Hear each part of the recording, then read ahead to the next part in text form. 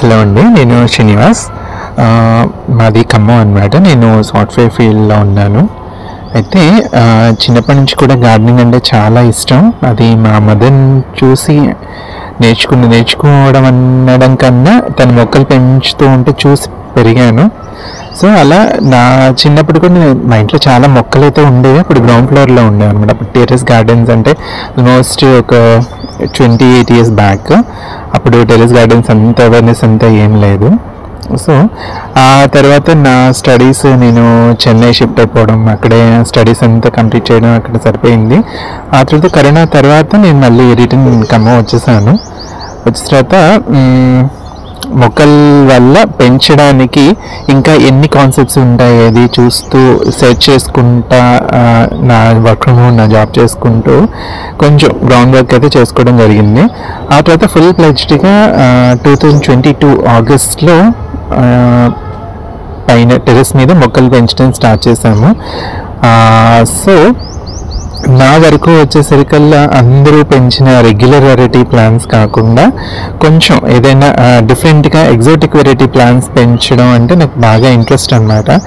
ఎందుకంటే మొక్కలు అనేవి gardening it self is an experience. So అందరూ పెంచిన మొక్కలు దట్ ఈస్ ఓకే, దాని మీద కంప్లీట్ నాలెడ్జ్ అయితే ఉంటుంది. కానీ కొన్ని exotic variety plants, foreign country plants కూడా కొంతమంది దగ్గర ఈజీగా పెరుగుతాయి. సో అవి మన దగ్గర ఎలా పెంచవచ్చు, మన థియరిటికల్గా కొన్ని చెప్పేదానికన్నా ప్రాక్టికల్గా మనం కొన్ని పెంచి చూపించినప్పుడు మనకి నలుగురికి చెప్పడానికి కూడా దాంట్లో మనం ఫేస్ చేసిన ఛాలెంజెస్ కానీ, డిఫికల్టీస్ కానీ, అడ్వాంటేజెస్ కానీ మన నలుగురికి చెప్పడానికి బాగుంటుంది. సో అలా నేను exotic variety plants, even fruit plants అయినా, క్రీపర్స్ అయినా, వెజిటబుల్స్ అయినా పెంచడానికి అయితే ఎక్కువ ఇంట్రెస్ట్ అయితే చూపిస్తాను. అఫ్కోర్స్ ఒకసారి ఫెయిల్ అయ్యాను కూడా, కొన్ని మొక్కలు పోయినాయి. బట్ స్టిల్ పోయినా కానీ మళ్ళీ తీసుకొచ్చి మళ్ళీ పెంచి ఓకే మ్యాక్సిమం ఒక 80% అయితే సక్సెస్ అయ్యాను నేను తెచ్చి పెంచిన మొక్కల్లో. నా దగ్గర స్పెషల్ ప్లాంట్ ఏదన్నా ఉంది అంటే అది తేయాకు మొక్క అండి, టీ ప్లాంట్. సో అది నేను కొంచెం స్పెషల్గానే పెంచుకుంటాను. అండ్ నెక్స్ట్ కాఫీ ప్లాంట్స్ అయితే కామన్ ఇక్కడ ఉంటాయి. అండ్ వాటర్ లిల్లీ ప్లాంట్స్ కానీ, లోటస్లు కానీ నా దగ్గర ఆల్మోస్ట్ ఒక 20 కలర్స్ దాకా ఉన్నాయన్నమాట. వీటితో పాటుగా ఫ్రూట్ ప్లాంట్స్ ఆల్మోస్ట్ ఒక 50+ వెరైటీస్ ఫ్రూట్ ప్లాంట్స్ అయితే ఉన్నాయి. అందులో ఒక 30% ఫ్రూటింగ్ ఆల్రెడీ వచ్చేసింది. అండ్ ఫ్లవరింగ్ ప్లాంట్స్ అయినా ఓకే, బల్బ్స్తో పెంచే ప్లాంట్స్ అయినా మ్యాక్సిమం ఉంటాయి. అండ్ ఆల్మోస్ట్ ఆబ్వియస్గా మనకి కూరగాయలు ఫస్ట్ ప్రయారిటీ. బట్ కూరగాయలు అంటే మనకి 3 months సైకిల్ కదా, ఎప్పుడు 3 monthsకి ఒకసారి మనం రిపీటెడ్గా చేంజ్ చేస్తూ ఉండాలి. కాబట్టి కూరగాయల సెక్షన్ వేరే, నేను బిల్డింగ్ పైన 4 పార్టీషన్గా డివైడ్ చేసుకోవడం జరిగింది. ఫ్రంట్ పార్ట్ స్టెప్స్ ఎక్కుతూ వచ్చే ఫ్రంట్ పార్ట్ ఎప్పుడు కూడా మనకి ఫ్లవర్స్ ఫస్ట్ స్టెప్ అవ్వగానే మనకు కనిపించేది ఆ సెక్షనే కాబట్టి అక్కడంతా ఫ్లవర్స్ ఉంటాయి. Next right side section first నుంచి లాస్ట్ వరకు కూడా అన్ని ఫ్రూటింగ్ ప్లాంట్స్ ఉంటాయి. లెఫ్ట్ సైడ్ సెక్షన్ అంతా కూడా నేను వెజిటబుల్స్, క్రీపర్స్ అక్కడ పెడతాను. అండ్ ఫ్రంట్ సైడ్లో లెఫ్ట్ అంటే స్టెప్స్ పక్కన, ఎదురుగా కాకుండా పక్కన సైడ్ మాత్రం కొంచెం ఒక చిన్న పగోడాలో కూర్చోవడానికి, ఈవినింగ్ టైం కూర్చోవడానికి ఒక చిన్న పందిలాగా వేసి దాంట్లో కొంచెం షేడ్ ప్లాంట్స్ అనేది పెట్టడం అయితే జరిగింది. సో ఇలా ఆల్మోస్ట్ 4 పార్టీషన్స్గా ఉంటాయి టెర్రస్ మీద. 4 పార్టీషన్స్ వైపు కూడా ఫ్రూట్స్, ఫ్లవరింగ్స్, షేడ్ అంటే క్రోటన్ ప్లాంట్స్ అండ్ కూరగాయ మొక్కలు, ఇలా 4 డివిజన్స్ అయితే ఉంటాయి. సో మ్యాక్సిమం నాకు ఎలాగంటే టెర్రస్ అనేది ఒక tropical rain forest atmosphere create అయ్యేలాగా ఉండాలి అనుకుంటాను. చిట్టడిలాగా అనిపించాలి. దాంట్లోకి మనకి పక్షులైనా ఏవైనా ఈజీగా వచ్చేస్తుంటాయి. మనకు కూడా పైకి ఎక్కాము అని అంటే ఒక మంచి ఫీలింగ్, ఎక్కడికో పార్కులకో ఎక్కడికో అడవులకో వెళ్ళకుండా పైన వచ్చి కాసేపు కూర్చుంటే చాలు. ఆ థీమ్ నాకు అలా ఉండాలి అనే ఇంట్రెస్ట్ అన్నమాట. దాని తగ్గట్టుగానే మొక్కలైతే ఉంటాయి. అఫ్కోర్స్ వెయిట్ పెరుగుతుందా అని అనుకోవచ్చు. వెయిట్ పెరగకుండా ఆల్మోస్ట్ నేను సాయిల్ అయితే ఏ కుండీలని నేను బేసిక్ సాయిల్ తీసుకునే 20% మాత్రమే ఉంటుంది. మిగతాదంతా కూడా చెక్క పొట్టు కానీ, వరి పొట్టు, కంపోస్ట్, వేపిండి కొంచెం ఇలాగే మిక్స్ చేస్తుండే. దానివల్ల ఏమవుతుందంటే వెయిట్ ఓకే రిడక్షన్ అవుతుంది.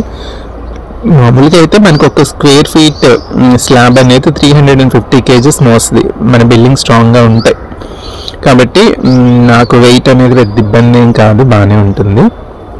సో మ్యాక్సిమం డ్రాగన్ ఫ్రూట్స్లో 4 కలర్స్, ఈవెన్ గంగరేగి అయినా, యాపిల్ వేర్ అయినా, స్టార్ ఫ్రూట్స్ అయినా, అండ్ లిచీ ప్లాంట్స్ అయినా, అండ్ సీతాఫలంలో వెరైటీస్, జామలో వెరైటీస్, ఉసిరిలో వెరైటీస్, ఇలా మామిడిలో వెరైటీస్, లక్ష్మణ్ ఫలం, నెక్స్ట్ నేరేడు వెరైటీస్, వాటర్ యాపిల్స్, సపోటాలు, అండ్ కొబ్బరి చెట్టు కూడా ట్రై చేస్తాను నేను టెర్రస్ మీద, షార్ట్ వెరైటీ.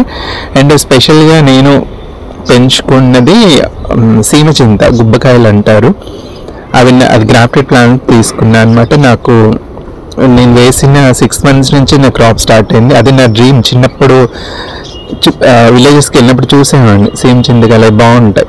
సో అవి ఎక్కడో వెతుక్కుని తెచ్చుకోవడం ఎందుకు, మన ఇంట్లో ఎందుకు పెంచుకోకూడదని నేను దాన్ని పెంచాను, సక్సెస్ అయ్యాను. అఫ్కోర్స్ అది పెద్ద టాస్క్ ఏం కాదు. అండ్ మిల్క్ ఫ్రూట్ కానీ, లక్ష్మణ ఫలం కానీ, ఆల్బుకర్ మొక్కలు కానీ, నూనె కానీ, HRM99 యాపిల్ కానీ, అండ్ రుద్రాక్ష, వైజయంతి మాల మొక్క, ఇలా పంపర్ పనిస్ అయిన Miyazaki mangoes, Alphonso mangoes, peanut butter, ఇలా మ్యాక్సిమం పాన్ పత్తా ప్లాంట్, అండ్ గ్రేప్ గువా, ఇలా గ్రేప్లో సీడ్లెస్ గ్రేప్స్, ఇలా మ్యాక్సిమం కలెక్ట్ చేస్తున్నాను. అండ్ స్పైసెస్లో లవంగం, ఇలాచి, అండ్ ఇంగువ, అండ్ పచ్చకర్పూరం, వైజయంతి మాల మొక్కలు, ఇలా మ్యాక్సిమం కలెక్ట్ చేస్తూనే ఉంటాయి. అరటిలో కూడా G9, డ్వార్ఫ్, రెడ్ చక్రికేళి, ఇలా మ్యాక్సిమం ఉన్నాయి. కూరగాయ కూడా జుకీనీ కానీ, గుత్తివీరుల వెరైటీస్ కానీ, ఇలా నేరేడులో సీడ్లెస్ నేరేడు, వైట్ నేరేడు, వారుడా షెర్రీస్, అండ్ కోకో ప్లాంట్, అంజీర్, కాఫీ, ఇలా ట్రై చేస్తాను. ఆల్మోస్ట్ ఓకే, చాలా హెల్తీగా పెరుగుతున్నాయి మొక్కలన్నీ కూడా. అండ్ ప్రతి ఒక్కరు కూడా మీకు వీలైనంతలో మొక్కలైతే పెంచాలండి. అది ఎందుకంటే ఒక ఆక్సిజన్, మీరు ఒక మొక్క పెంచుతున్నారంటే మీ పక్కన 4 ఇళ్ళ వరకు మీరు ఒక ఫ్రెష్ ఆక్సిజన్ని మీరు పంపిస్తున్నట్టే. సో మీరు పెంచడమే కాకుండా నెక్స్ట్ జనరేషన్ని కూడా మీరు గార్డెనింగ్లో ఇన్వాల్వ్ చేసి వాళ్ళని ఎడ్యుకేట్ చేయగలిగితే అది ఇంకా బెస్ట్. మన జనరేషన్ పర్లేదు, బట్ నెక్స్ట్ జనరేషన్కి తెలియకుండా పోతుందన్నమాట. సో గార్డెనింగ్, మొక్కలు పెంచడంలో అవేర్నెస్ అనేది మన నెక్స్ట్ జనరేషన్ కంపల్సరీ మనం క్రియేట్ చేయాల్సిందే.